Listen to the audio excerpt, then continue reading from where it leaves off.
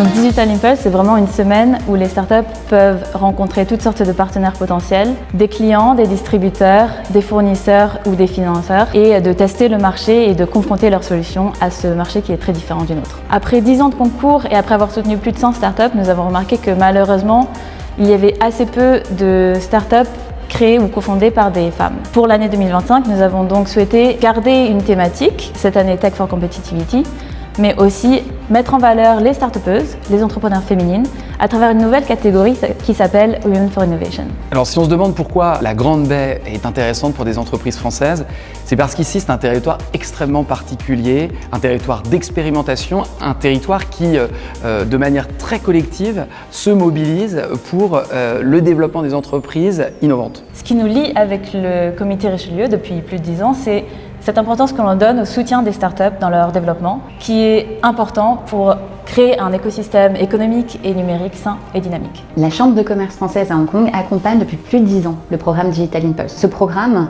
offre aux startups françaises un accès unique au marché de Hong Kong et de la Grande Baie, permettant aux fondateurs d'entreprises et aux startups d'interagir avec des décideurs basés à Hong Kong et de découvrir l'écosystème de Hong Kong et de Shenzhen. À l'occasion du 40e anniversaire de la Chambre de commerce, nous avons souhaité partager avec la délégation Huawei Digital Impulse l'unicité de Hong Kong. Hong Kong est une plateforme globale qui dispose d'un système juridique et fiscal propre, propice à l'installation de startups à Hong Kong, l'ouverture à un réseau international et local exceptionnel qui permet de très vite de déployer des opérations à partir de Hong Kong. La première partie de visite en Chine, ça a commencé à Hong Kong. On a eu l'occasion de rencontrer un des plus grands groupes dans le domaine industriel qui nous a accueillis avec toute son équipe exécutive. Je suis ravi d'être à Hong Kong. Ce voyage était magnifique. Enfin, ce voyage est magnifique parce qu'il n'est pas fini.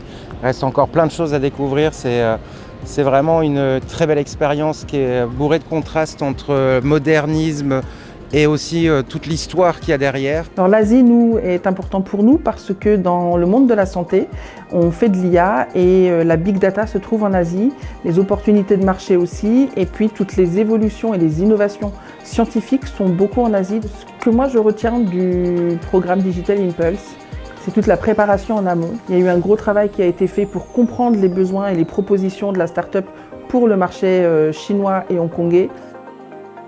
Alors cette région de la Grande Baie, le Greater Bay Area, est une région toute particulière pour des jeunes entreprises françaises parce qu'ici on peut prototyper par exemple ces produits pour des lancements, mais aussi trouver différentes technologies parce qu'ici on trouve un degré d'innovation très intense, très diverses, puisqu'également l'organisation du travail ici est faite de différents clusters d'innovation stratégique qui viennent un petit peu tous s'emboîter ou s'articuler autour de différentes industries ou autour de certains segments. Depuis le début du voyage, on a fait 4 meetings, on en a fait 2 à Hong Kong, 2 à Shenzhen. On a vu des personnes de différentes manières, on a vu soit des concurrents indirects, soit des personnes avec qui on peut collaborer et les aider à se développer également en France parce que nous c'est un marché qu'on connaît bien. Donc c'est une grande découverte. Alors c'est assez impressionnant, bien sûr, il y a tous ces gratte-ciel, tous ces buildings qui sont là, mais on voit qu'il y a vraiment une appétence pour la technologie, qui sont vraiment bien là, ils sont en avance même, je dirais, par rapport, sur beaucoup d'aspects,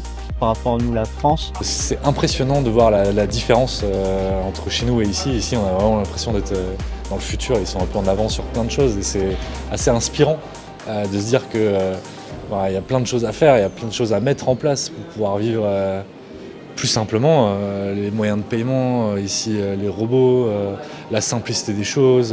Alors depuis le début du voyage, on a eu la chance en fait de visiter des campus, des sociétés qui nous ont vraiment ouvert leurs portes et partagé en fait leurs innovations. Je me suis intéressée au marché chinois parce que notre produit est un produit international. Nous avons déjà assisté à des événements internationaux et nous savons que nous pourrions répondre à un besoin critique qui est justement la réconciliation entre le marketing et le sales.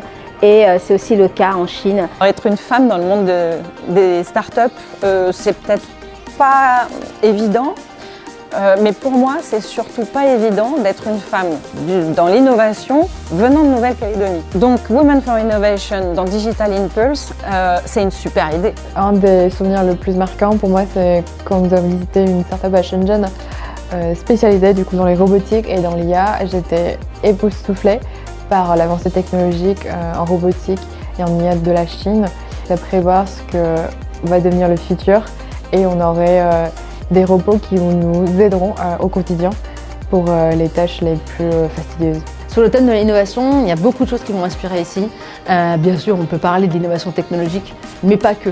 Je trouve qu'il y a aussi on a une démonstration d'ambition, de vision, de plan, d'opération.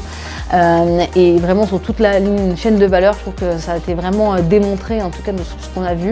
Et je trouve aussi qu'il y a une certaine innovation dans la manière de penser les choses en termes de partenariat. On voit beaucoup de partenariats public-privé par exemple qui fonctionnent très bien. Et donc je trouve aussi que c'est une bonne leçon d'innovation collective sur l'ensemble des points pour qu'un écosystème fonctionne ensemble.